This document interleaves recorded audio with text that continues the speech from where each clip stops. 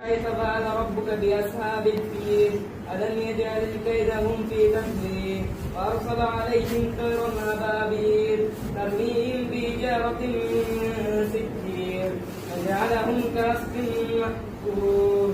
الله أكبر হাত সোজা এরকম করে এই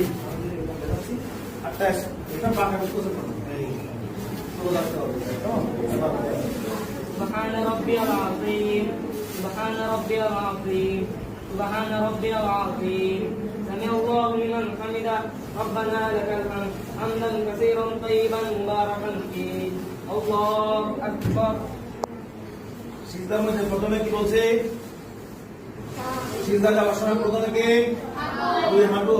কি আগে দুই হাঁটু তারপর দুই হাত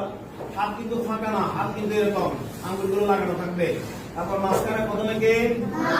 তারপর কে বাবা একটা সিজদার মধ্যে কয়টা জিনিস লাগবে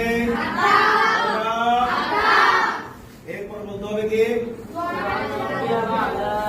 سبحان ربي الأعلى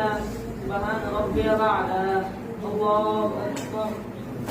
رب اغفر لي وارحمني واهدني وارفعني وارزقني الله أكبر سبحان ربي الأعلى سبحان ربي الأعلى سبحان ربي الأعلى